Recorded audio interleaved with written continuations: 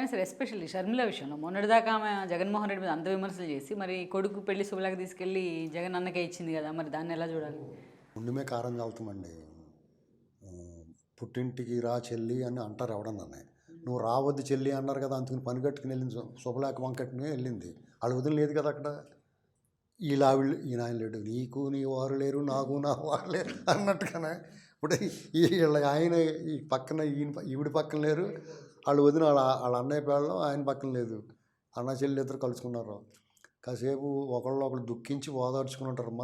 మన జీవితాలు మన చేతుల్లో లేవు, నీ జీవితం మా వదిన చేతిలో ఉంది, నా జీవితం ఇంకోళ్ళ చేతిలో ఉంది, ఏం చేయాలని వాపోయి ఉంటారు వాళ్ళు. అన్నా చెల్లెల మధ్య వైరం ఉండదండి.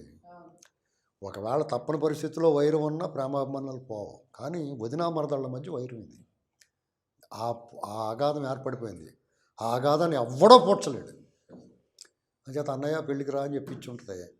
సానుకూలంగా స్పందించారని చెప్పి, సానుకూలంగా స్పందించడం ఏంటండి? తప్పకుండా వస్తానమ్మా, కూర్చో, భోంచేసి వెళ్ళు, పట్టుచీర పట్టురాని పట్టుచీర పెట్టించి, లేకపోతే పంజాబీ డ్రెస్ ఇచ్చి ఏదో బట్టలు పెట్టి పంపించాలి కదా.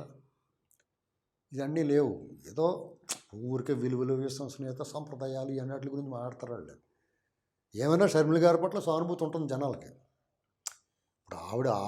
ఇప్పుడు ఆంధ్రప్రదేశ్ అలాగే అయిపోవడానికి ఆవిడ కూడా చేసింది.